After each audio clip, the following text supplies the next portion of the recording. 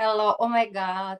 I'm always so happy to start, especially the very first minute. I'm still like trembling. I feel, oh, it's like almost all the time the first time, but it is because it's always the newborn conversation. And every conversation for me, like a baby in my baby podcast. But I'm so honored to have my guest today. And hello, my beautiful audience. And in this episode of Diversity is the Game Changer, I'm more than honored to welcome a very inspiring person. You have no idea. And he is incredibly professional, remarkably talented, inspiring guest, Jeff Gomez. And our episode um, has very special name as well, and I called it Never Surrender.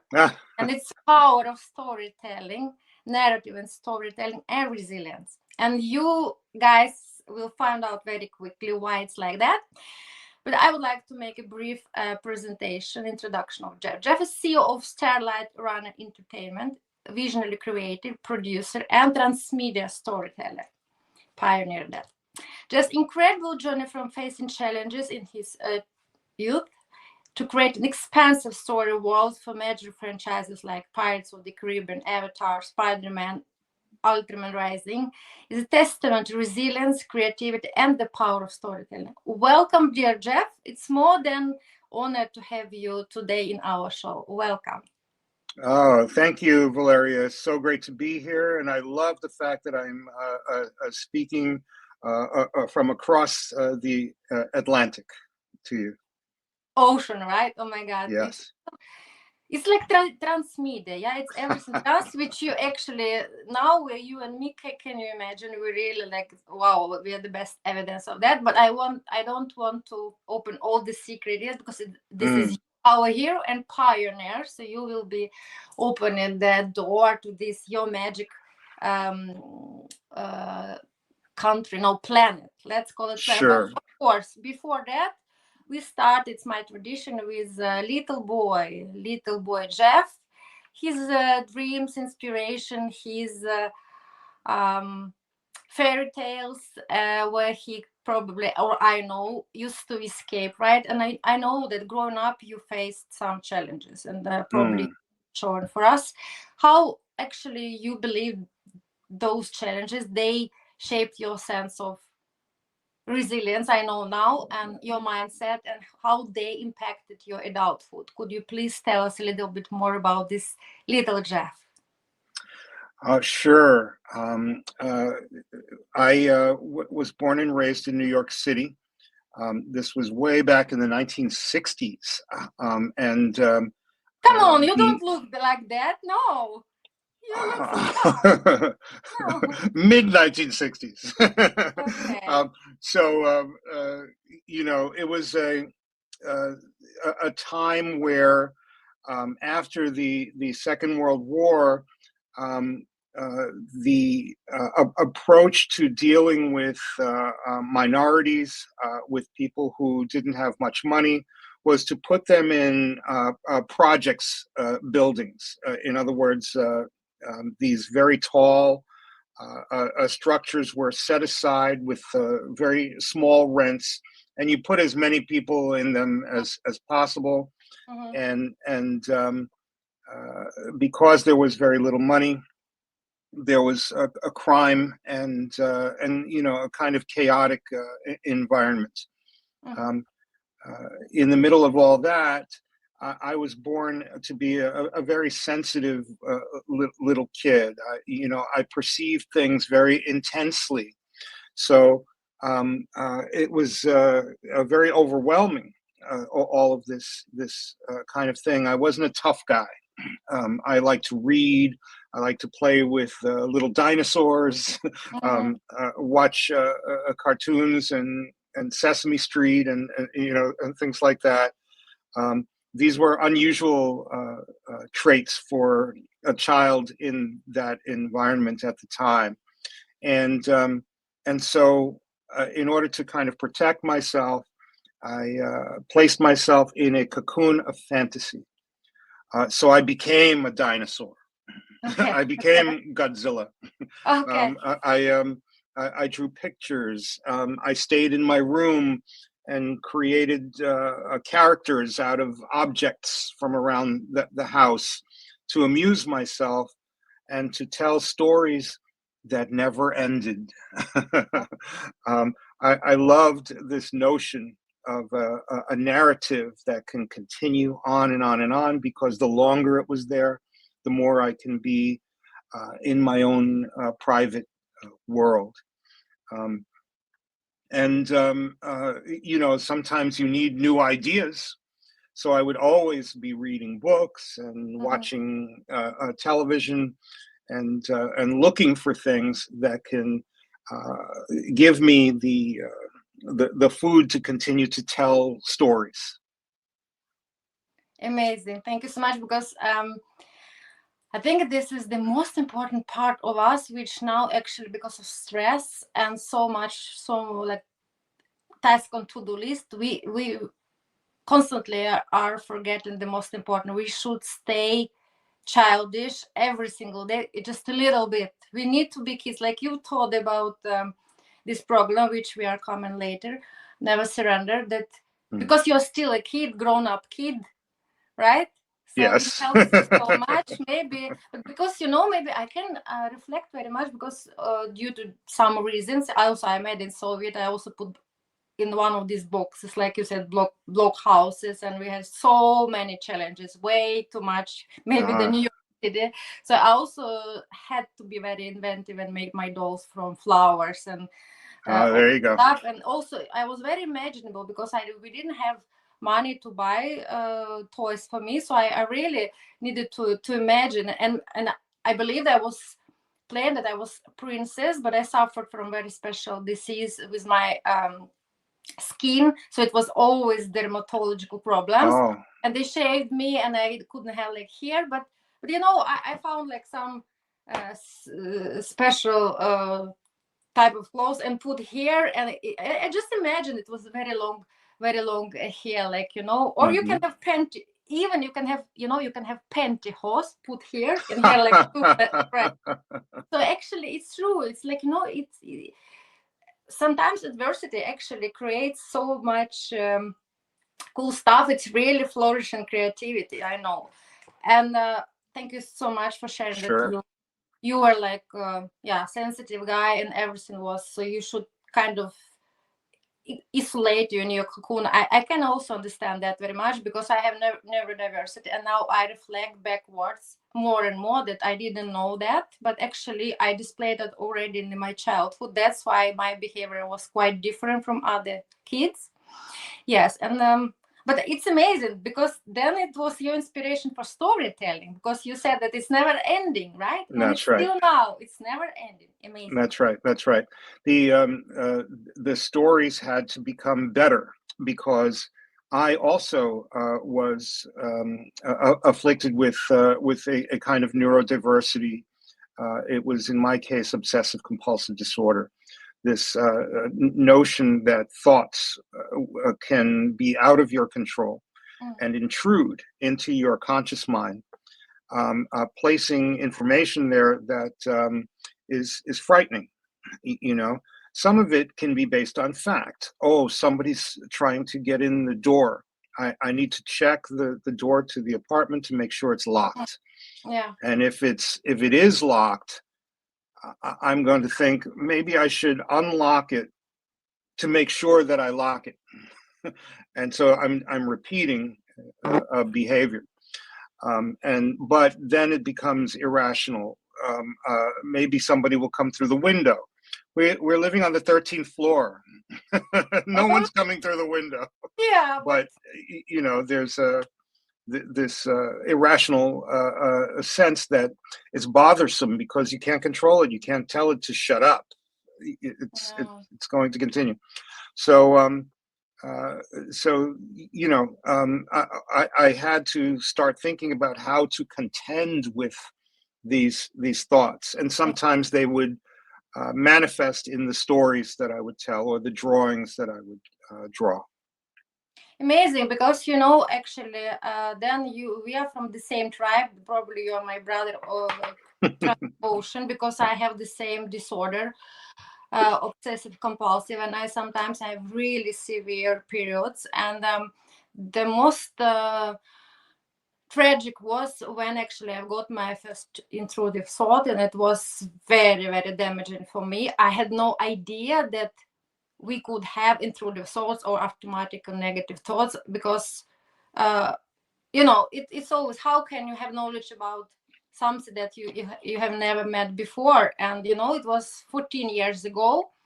So I've got this the first, it was very damaging, because I got the first intrusive thought that I was damaging somebody. And actually it was the person, or it was a baby who I was loved that much, because actually I'm always into babies. I've been working in orphanage for kids with special needs so many years. I have adopted 2 beautiful kids with special needs. Wow. From Ukraine, right? I was working voluntarily in special orphanages with most sick kids, right? I put all my for free, like my very first dream was from 6 years old, come back, make myself like capable to help, because sometimes I had days in my life I didn't have not enough food or clothes, small.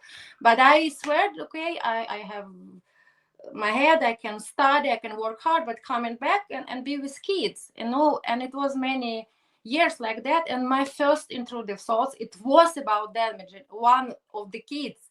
Yeah. Can you imagine what started happening in my head? Because I had no idea that actually thoughts and OCD thoughts, we have no control, and as much as we push them, they are coming harder on us, right? Yes. That's why it's amazing that you could find your way by exposing yourself, and you're using them for story. Now I know, because I go through a lot of exposing therapy and a lot of stuff, how you should maybe smile on them. So even I'm speaking now about you, it makes them not that scary, right? So sure. You really know what was it. That's why actually I started this podcast, because I believe by showing our stories, you and me, many people out there, it was me before. I believed I became crazy. I believed I'm not worth to live because I'm bad person. If I start watching these pictures, right? It was all kind of, oh my God, it's yeah, you know what I mean, actually. But it's not. I do very much so. I'm relating to what you're saying, because I thought those thoughts made me a bad person. Exactly. And so there was some a self-loathing and enormous discomfort with myself. That changed when I started to be 12, 13 years old, and I was a loner, and I went out into the city and realized that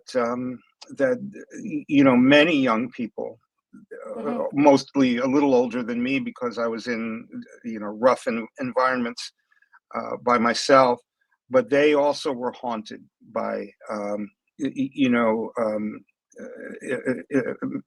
poor mental health and trauma and the problems that you encounter in the inner city.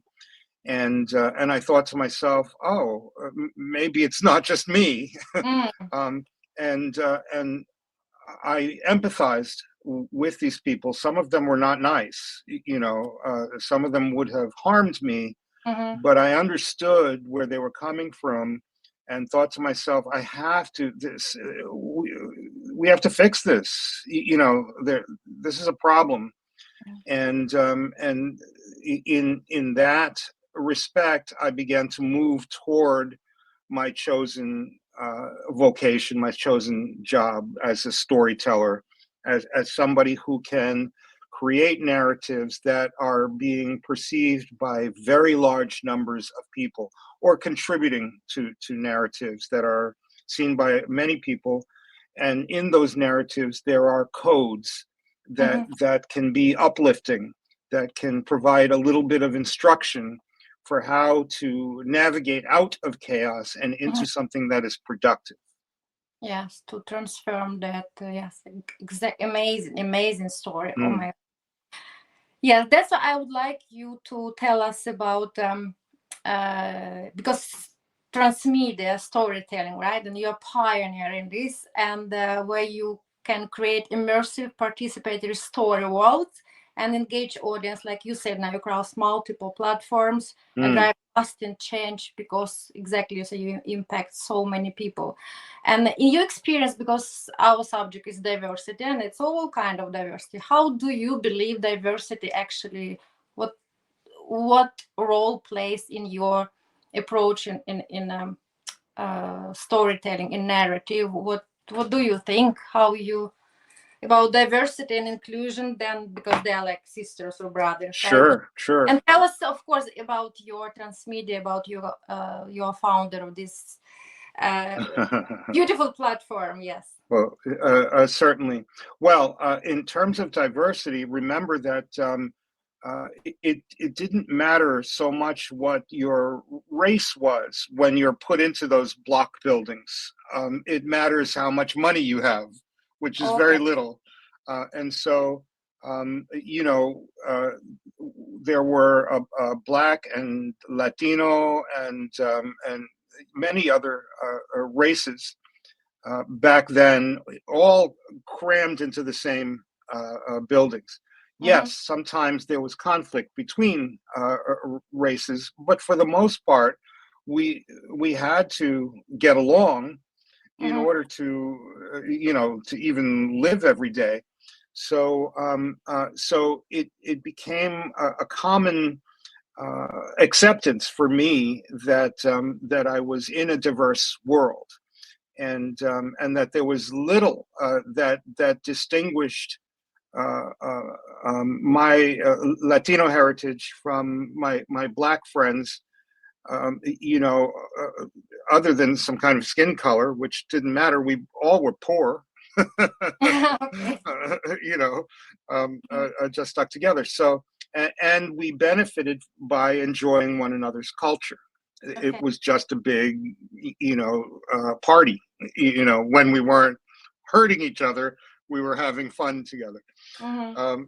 So, getting older, um, this was a natural aspect of my storytelling.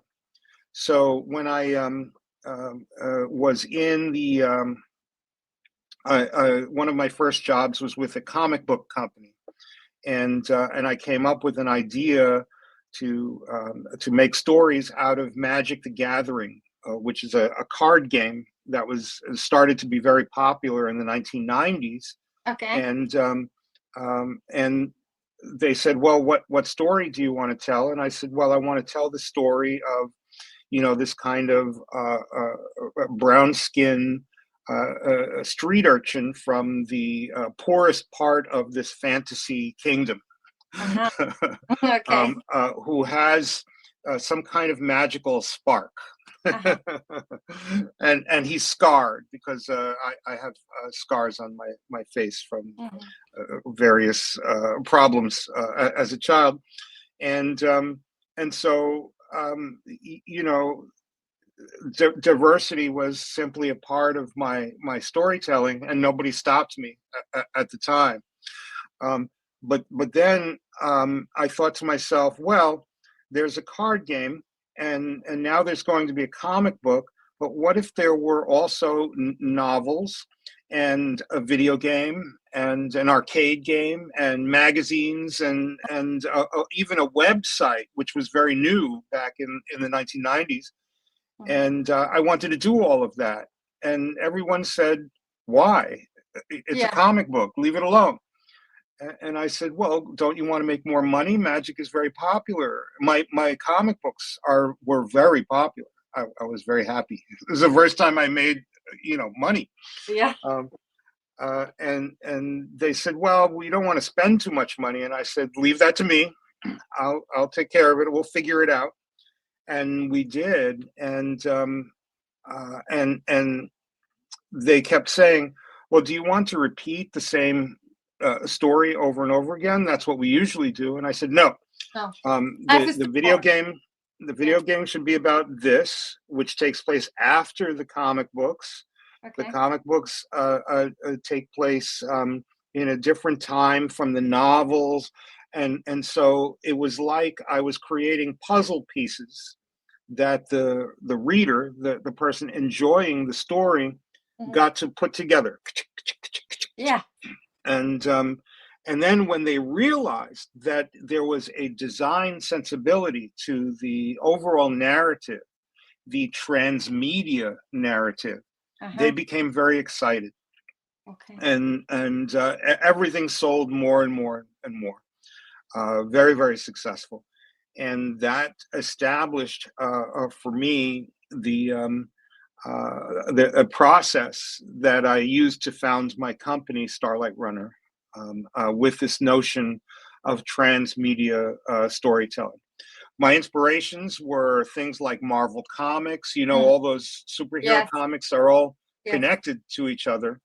And Japanese pop culture had something called Japanese media mix, which meant that the narrative is reinterpreted in different ways on different media platforms, and so you get a kind of universe there. So I took inspiration from those two things, put them together, and became a transmedia storyteller. Oh my God, you like took a lot of very already tasty ingredients and put them together, and then you made like the new completely, I don't know, magical, not salad sometimes like just, yeah, but I don't know, something extravagant dish for fine dining, right? And because it's Well, very or different. chocolate cake, whatever. Yes. My favorite now is salted caramel and the peanut butter. Yes, like everything together, and then even better. There you go. Yeah. So yeah, thank you so much. It was very interesting because yes, transmedia. I believe. Okay, I could hear. Then you start like logically you Sure. could understand, but then it's like a kind of holistic approach. It's very interesting even to find out, because probably now we are taking that kind of granted. We don't reflect Isn't very that funny? Taking it for granted. Nobody understood. For almost 20 years I was doing this. And can you, people were like, what are you doing? It's very difficult. You're asking me to cooperate with a different division of my company to create something that fits together. Why? why And I would tell them, because fans will love it. We, as imaginative young people, we like when something fits together.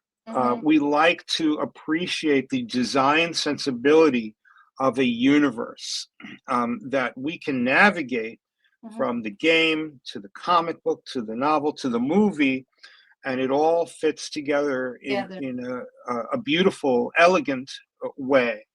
And only after it succeeded many times, Marvel Cinematic Universe, Star Wars, things like that, that now today people are like, oh, and even today sometimes it's difficult to figure it out.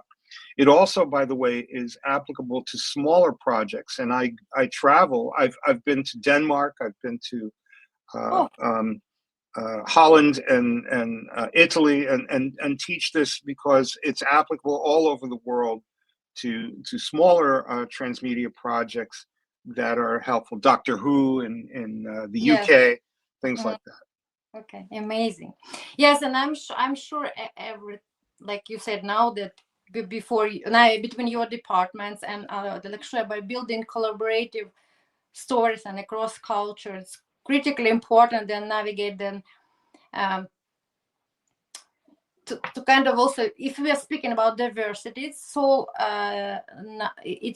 I think crucial that you've been raised in this environment, that you guys, you have been all equal more or less, right? And then when you tell also your story, you can put your projection. It should not be, because it's when it's cross-cultural story, you should also have the balance, because it should be very true story to every culture, but it should also like respond on the this expansive global narrative, right? That it can be also liked by everybody. But also about kids, like now I start reflecting. It's true, because if you have somebody or something which you really like I don't Donald Duck, Mickey Mouse, Snoopy, whatever, and right, if you see Peach, you love it. If you see toys, you love it. If you see gummy, if you see then video games, and see, we all also about collecting stuff, right? We love collecting Yes, stuff.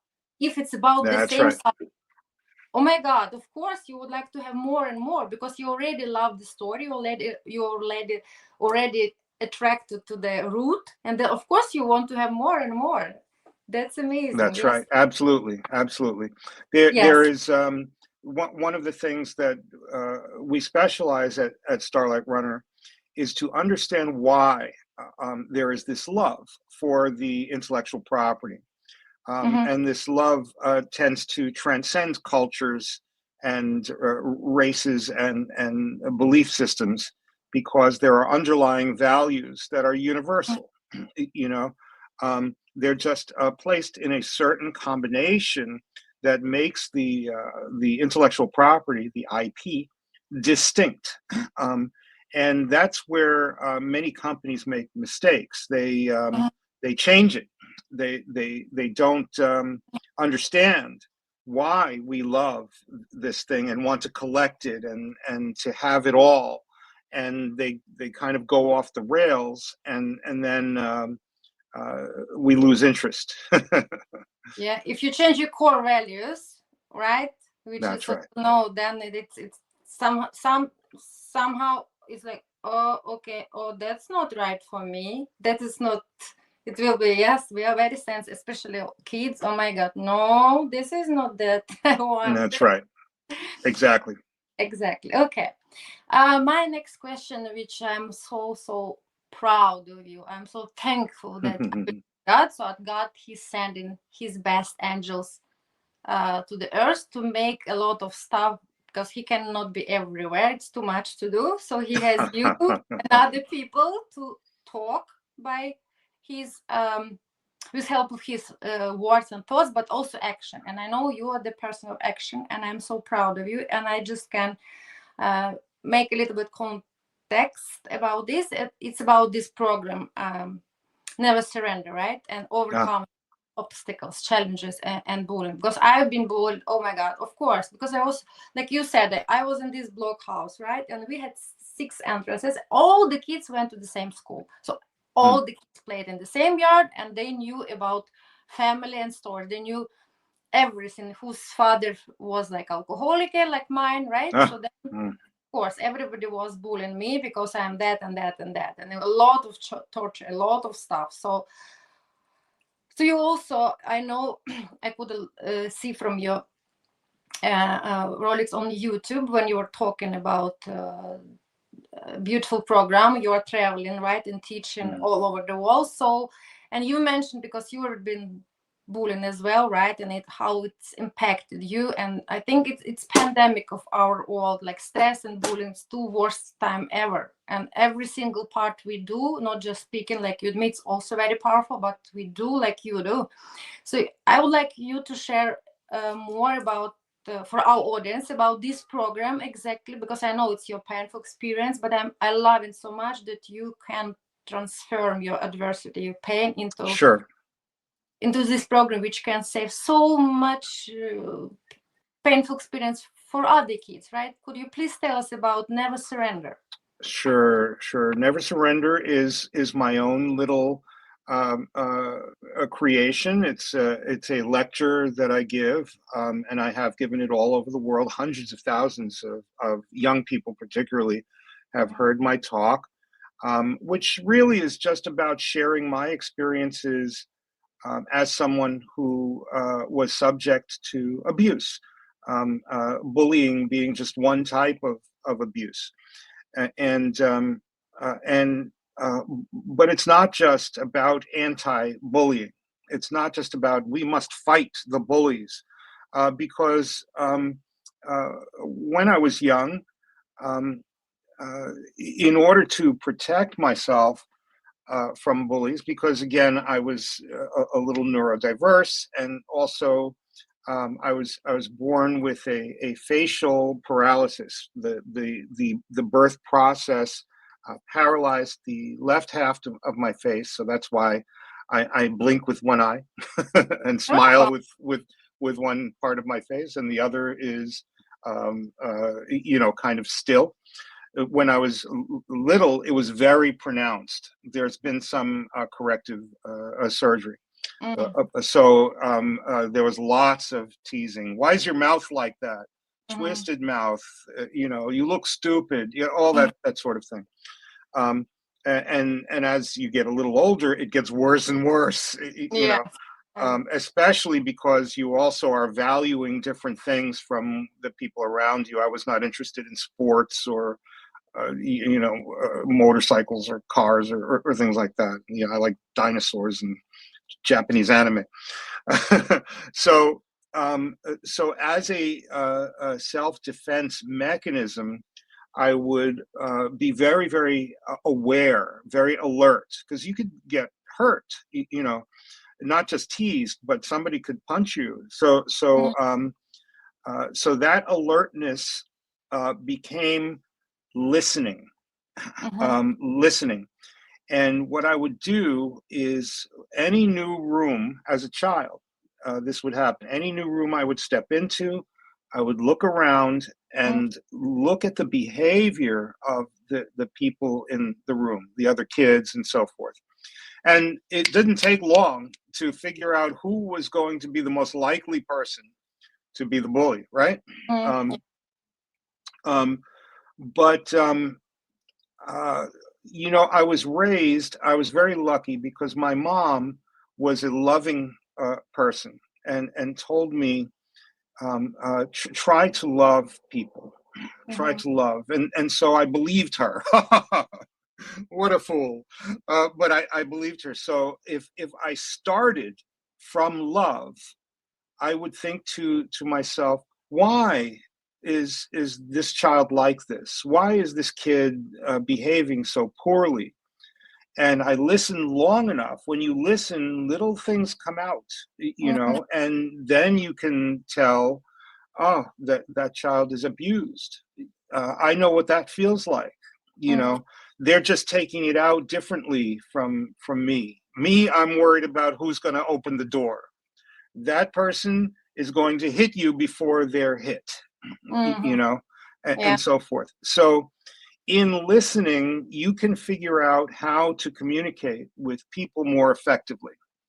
And the most effective thing you can do is to listen. Mhm. Think about it, Valeria. How many people in your life genuinely listen to you? Like listen to you because they love you and are interested in what you have to say, and you can tell that they're really listening because they're not making something up to say while you're talking. Yeah. Yeah. Exactly. Yes. They're absorbing you. How many people is that? For me, it's just a few, right? But how many for you? Not Mm. many. Really listening, even if you know what I you talking about now, like caring, and even if I'm talking, right? I can check if I just put like Mickey Mouse between words and will be some reaction, or people already make his answer That's right. because he just listened first 3 seconds and Hmm. already want to answer interrupt. No, Yes. very few. Very few. Very few. So listen, here's the big lesson. If you take anything out of our discussion today, I'm the I'm taking the a lot answer of. is this is to listen, to genuinely listen is a treasure. And if you are encountering someone who is antagonistic, my philosophy is to acknowledge that their anger is real. Emotions are real. They're in your mind. They're chemicals that are Mhm, firing and creating an emotion in your mhm, mind. mhm, So I start out by saying, okay, that's real, um, but but what is the reason? What's the cause? What is happening here?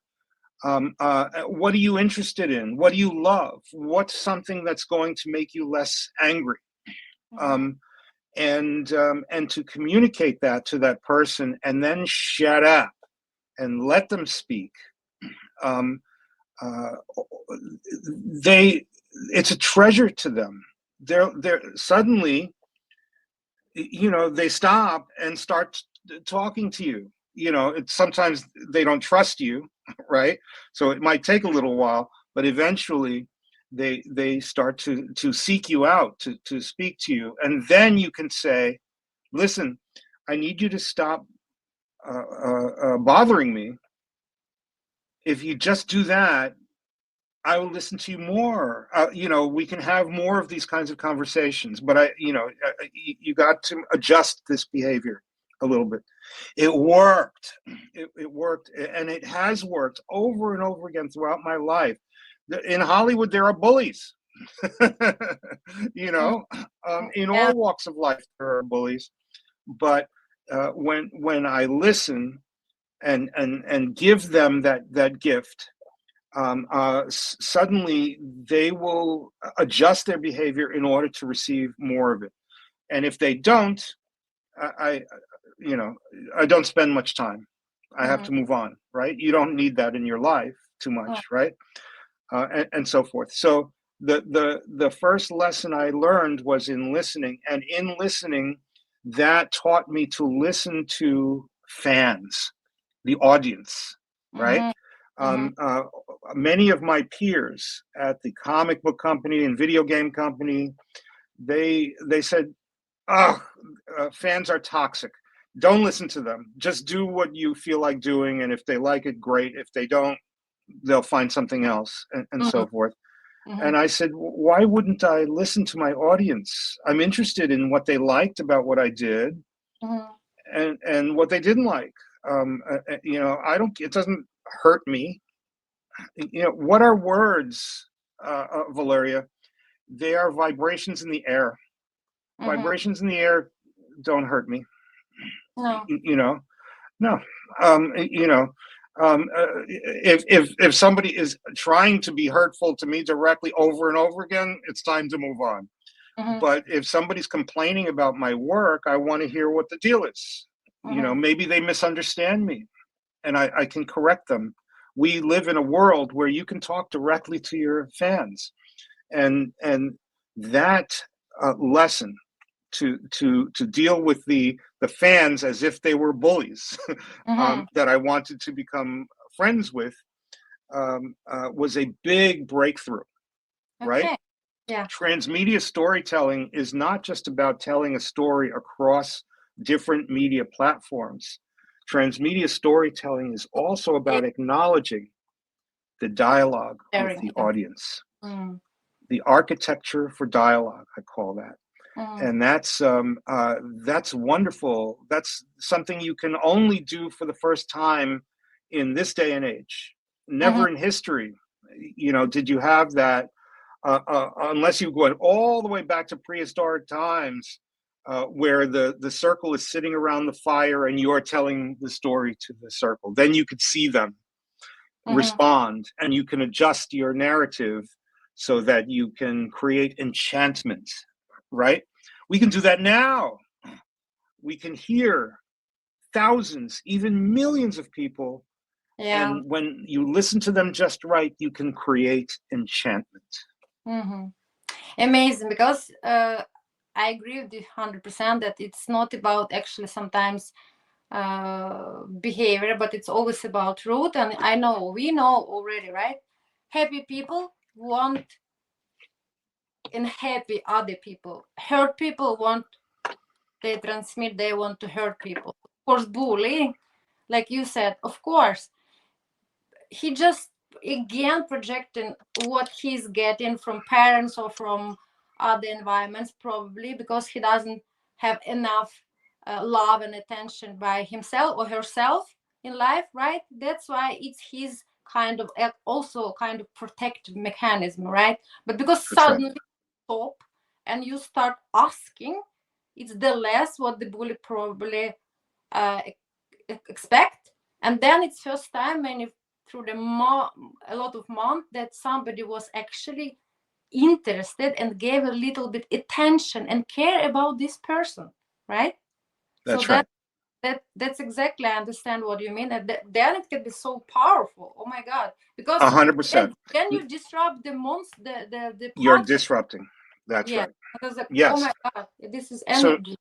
that's just part one, though. Yeah. Because yes, we empathize and understand where the bully is coming from, and we listen and possibly create a bond Possibly, yeah. that diminishes the bullying. But that's not where I end with Never Surrender. Never Surrender is also about becoming a leader in your own life.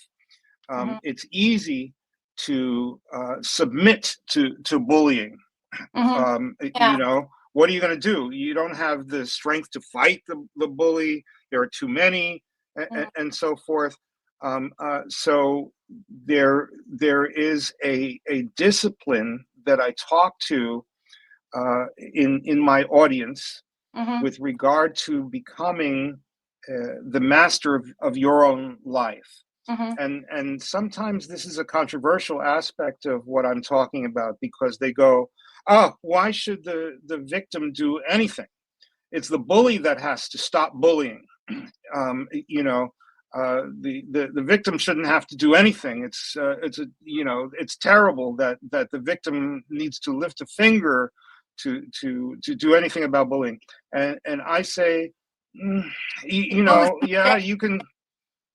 Right, you can go that way, but I would recommend that someone who is bullied, or even somebody who's just introverted or dealing with neurodiversity and so forth, um, uh, do this orientation.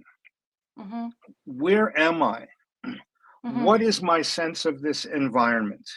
You know, where are the dangers in this environment? Where are the possibilities in this environment? How can I make this work? So I teach awareness, you know, to not be in here. This is a tool.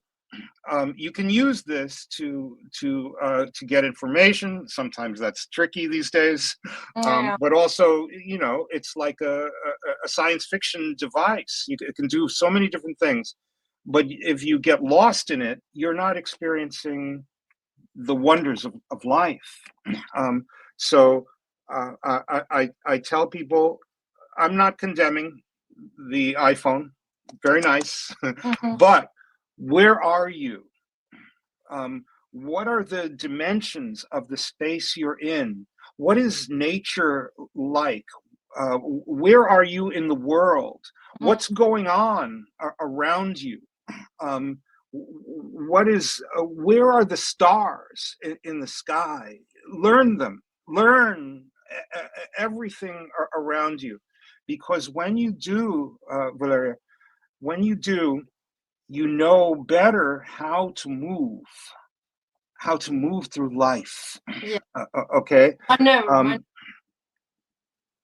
Yeah. If I am the captain of a ship at sea, I need to know where I am at all times, right? If I don't, I'm in trouble. So I like to teach young people about how to understand where they are and how beautiful it is. And if it's not beautiful, if it's chaotic, where are you going to go? What are you going to do to change the situation? That is number 3, right? We listen, we orient. That's orientation. And number 3, navigation. How do I move to become successful, to become a leader, to become somebody that either is no longer bullied, or that if they try to bully, it doesn't matter? Because, Valeria, I get bullied all the time. Today, anyone who's on social media is going to be criticized. I have a lot of criticism, you Uh, know, of mm, course, you know, even from some old friends from my old neighborhood, go, why are you still doing this nerdy, geeky stuff? You mhm, know, aren't you rich? Can you give me some money? yes, yes. uh, but you know, so navigation. What does it take to navigate? It takes to you have to know your destination, right? Mhm, So you need to crystallize in your mind where you're going in the long journey, but also what the next stop is, mhm, right? And that means understanding where what the direction is and what the practical work that you have to do to get to that next stop. You have to understand everything. You know, so many people that I talk to, they say, "I want to do what you're doing. uh-huh, I want to create fantasy worlds. I want to make video games. I want to develop superhero characters." And I go, "Great. Do you know how?" And they go, "Well, I'm going to publish a comic book." And I mhm. go, "Have you started drawing yet?" And they go, "No." Yeah. Do you know the language of comic books? How to place the panels on a page? Yeah. Mm-mm. You know, and all that sort of thing. So I go, you can't just blink your eyes, you know, like a genie, king, and Yes. Yes. it's going to appear. Uh-huh. You need to understand that it takes enormous amounts of work Yeah, and discipline. to achieve these things. Discipline, mastery, um, Yeah. and and I tell them it's hard, but if you don't think it's fun to do that, you've got to do something else. Yeah. Find a different thing. So navigation is the hard work of getting from where you are to where you want to be. When you have these three things: listening, orientation, where Mhm, am I, and navigation, where am I going, bullying drops down. You mhm, know, they stop doing it actively because leaders are not bullied; they're mhm, leaders. mhm. Or the attempts that they do are rhetorical. It's just language. Just, yeah. And I look at that and go, "Oh, that's interesting. Do you have a point? Mm, I'm interested. Tell me why you're saying this." mhm. Sometimes they have interesting insights. Usually, they don't. Yeah, yeah. Yes, it's exactly right because when you say like you know where you are and you are navigating with awareness and the ability to listen, then actually yes, they probably can even still make this noise for you, but again, when they say right that your energy is flowing there where is your focus, and then because you know where you should project your focus, and then flows and flourish your energy, so all this noise suddenly it can come. Please, it's like intuitive thoughts. Please come, stay with me, have fun. Okay, I don't care. It's the same, actually, basically. But if you are focused everywhere, you are not navigating, you are not listening, and like you said, not orientation. Then you will be focusing a little bit everywhere, and just give these persons your energy. Your most valuable gift, it's your energy, right? Your health and your time. Then they can bother you because you let them bother you also, but it That's takes right. discipline. Oh yes, because motivation, it's this lady is coming and leaving, but discipline, it should be the girl you always best friend with. So yes, I know. Um, Valeria, this is a very nerdy analogy, but I Mhm. loved Star Trek. Uh-huh. Uh-huh. um, and in Star Trek, the captain of the ship is sitting on the bridge Uh-huh. and they encounter an alien. And the alien comes on the screen and goes, "Row, row, row, row, row, row, row, row." Yeah. And they're very angry. and you don't even understand them sometimes, and they look fierce, Mhm. and I'm on my bridge. I know where I'm going. I know what I need to do.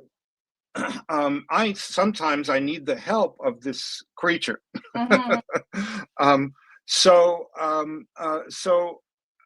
I start by listening. Ah, how interesting. Right? It's not, oh, screw you. Mhm. I'm going to fight with you because you're yelling at me. I have a job to do, Yes. More important. and right.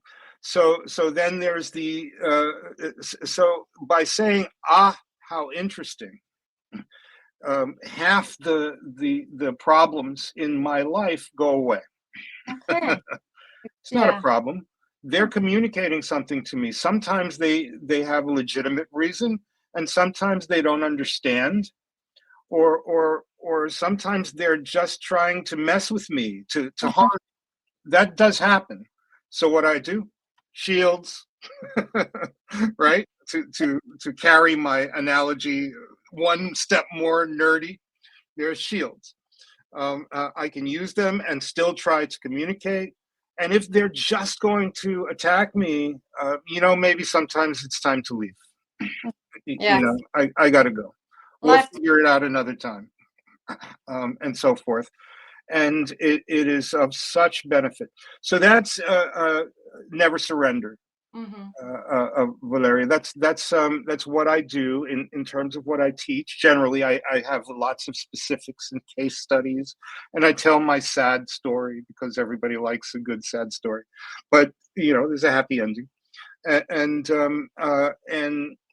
I've gotten to share that around the world. But I also put some of this into the stories that I tell in popular culture. Mhm. So I'm working on one right now with the Walt Disney Company that has a lot of this a kind of content in the story, and I'm so happy to be able to do that for young people. Amazing, Jeff. I'm so inspired. Oh my God. I would like really one day to be present when, because it's cool. We're on Transmedia now, and of course interacting, but it's always also energy, and this kind of special vibration when you are present in the audience. So I hope one day I can be on your live not 3D 4D lecture or something. and, Yeah. and to speak to the game changer of diversity, again, to go back to Star Trek, one of the philosophies of Star Trek is the IDIC, infinite diversity in infinite combinations. That is, the Vulcans believe that the combination of all intelligent beings in the universe can affect positive change, can lift all of us together, and I abide by that philosophy. Wow. If somebody is attempting to divide, to make me angry, see what I'm saying? To make me be against another human being, Mhm. I will always have suspicion. Why are you saying this? What This is your is, purpose? yeah. What is the purpose? Usually, when you dig down deep, it's so that they can profit. You Yeah. know, Hmm. division is money making. Diversity, the combined diversity, is unifying. You can fix entire systems Yes. by pooling diverse ideas. Exactly. Oh wow, Jeff, it's so cool. You need to give me, because now, okay, I don't have time. I want to listen to you. So that's Ah, why I'm even not using 1 second to make a note. These three things which you already learned me, and in these 4 letters. So, but I hope that we can chat afterwards, and we are friends now. So I sure. can I can be yes, annoying a little bit more after, ask you, can you please just give me, because now I was listening. And now I want, before we wrap it up, of course, let's let's come back. We started from that, but it's so important for me, and I understand also for you, the role of neurodiversity, right, in narratives, in our society, and our still very close lens, not that wider, how still it's approached today. It's taboo, it's stigma, it's prejudice, like the bullying, everything, right? But we know that people like you and me, because we are so creative, we propel this in this society, and yet we don't fit in yet, because when It will we change. It yeah, will change. I have faith that it will change.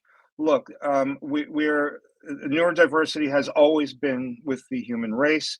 We are mm-hmm, becoming more aware of it, mm-hmm, um, but also there is more of it mm-hmm. now. Why? Well, you can say that bad things are happening, diet and pollution and things like that. Best level, yeah. But I also see that people who are neurodiverse, and I speak with hundreds of them, Mm-hmm, Valeria, hundreds, uh, um, they see the world in interesting ways. Many of them see the world systemically. mm-hmm, They are capable of absorbing titanic amounts of information mm-hmm, and processing it in a way that allows for a unique perspective on the world and a unique approach to solving problems. mm-hmm. Um, if we pay more attention to the way that they are seeing things and help them to socialize a bit more, Yeah. to approach them with greater understanding, we're going to benefit a great deal from them, because our problems, Valeria, are systemic. Mm-hmm, They're deeply complicated flaws in a series of highly complex systems. mm-hmm. We have to stop worrying about who the bad guy is. The bad guy is simply taking advantage of the flaw in the system. Mm-hmm. So if we if you take out the bad guy, Mm-hmm. there's a new bad guy. Yeah, If yeah, the CEO is fired, there's going to be a new CEO, yeah. right? Mm-hmm. So how about we turn our attention from the vilification of an individual to the commitment to repair the system itself. Mm. Um, uh, Neurodiverse people understand that, intrinsically understand that. That's why you and I are having this conversation. Um, Mm-hmm. and that gives me hope for the world.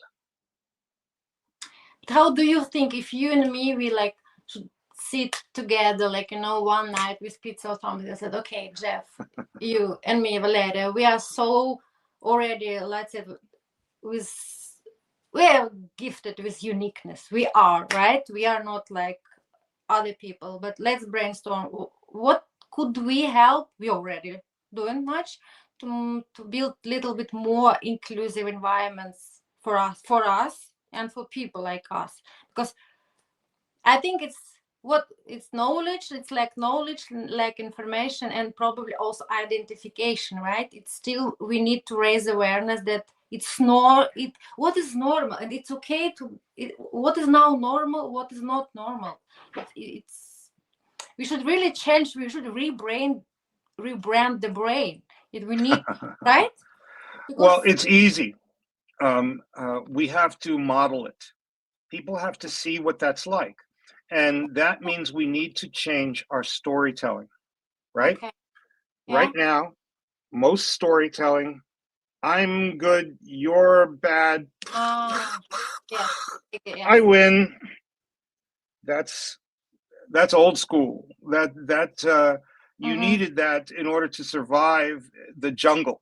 mm-hmm, um, Today, we are like this.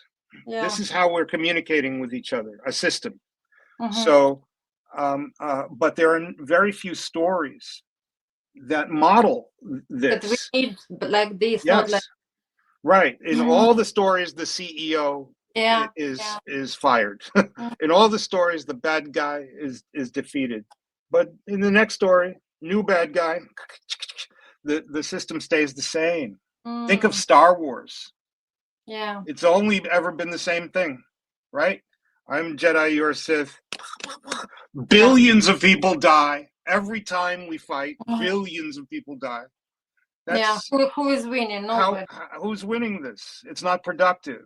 You Yeah. know, it reconfirms certain fundamental values. It's very Mhm. simple, but we're no longer in a simple world. We're in a complex world. So we need to teach dynamic reconciliation. How do you resolve these problems so that you can fix the system?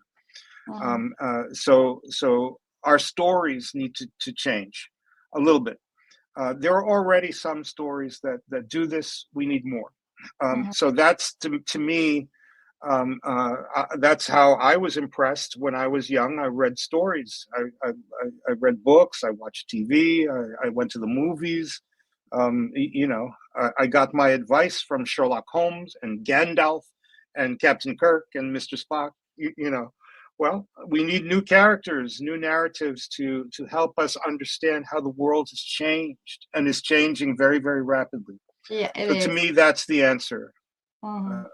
of Cool. Larry. Amazing. Oh my God, I learned so much from Jeff. You are my hero today. And today, yes, we discussed, okay, most very, very important but challenging stuff. So I always like to at least to lift a little bit up in the end on and actually it's so cool, especially for you, because you and me, we are always kids and we started from storytelling and fairy tales, and that's why. And you Sure. already actually mentioned yourself, you didn't know that I will be using this one.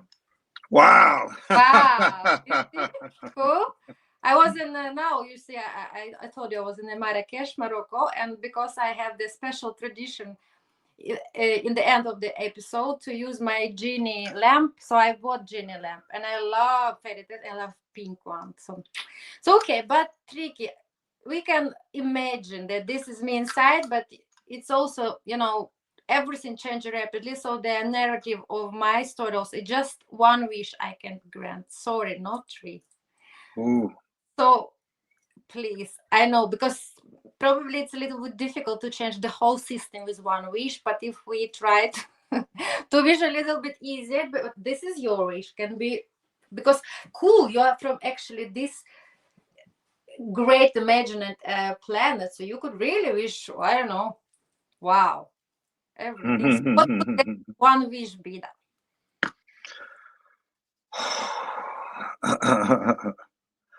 um, can be very easy, uh, like well, pizza? I'll conform to my brand, and say that if I had one thing to wish for, Yeah. it would be for all of us to be media literate. In other words, how media literacy is Okay, literate, the because I understanding. liberate. I said, No, what? no, Liberate? literate. Yes, okay. Yes. Yeah, How yeah. can I tell whether what I'm looking at is real? This Mhm. is going to be a bigger and bigger problem.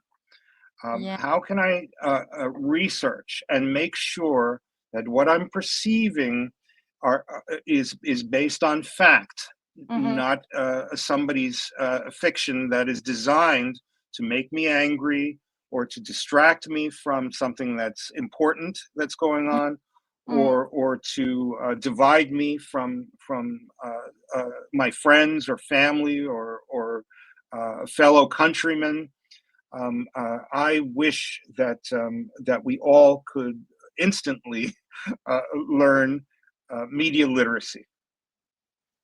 Amazing. Because I believe it's so important, yes, because it's again about your lesson, that to be aware, then first of all you need to stay with your core values, right? Because if you know who you are, so then it can really help you navigate when every time you will be approached with something new.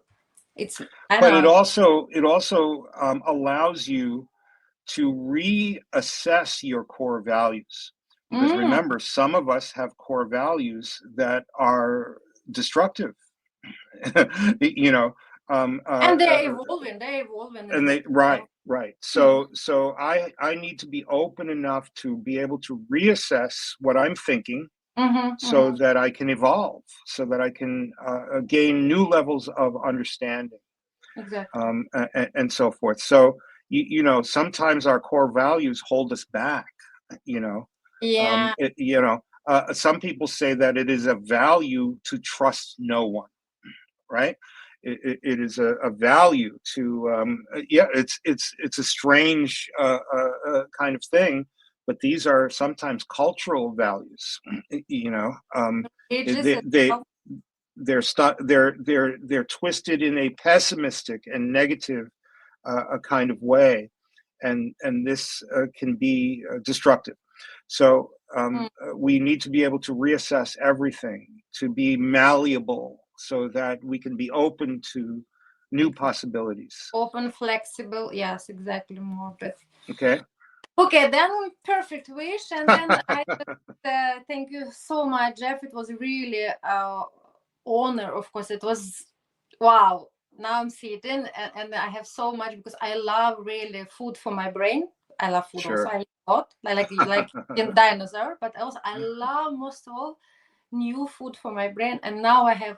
You gave me already like fine dining for 5 dishes. This evening I will sit in here like okay, and now dessert, and now that and that.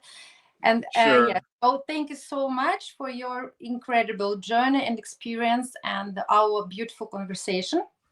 Thank you so Your much. powerful reminder that, like now we said, for transformative potential of storytelling and for us to be more flexible, open, and that, yes, it's so important. We should be literate, like you said, media literate. It's critically important. Now it's actually in this evolved Yes, rapidly digitalization, every single minute starts yeah, I mean, like that's we are correct.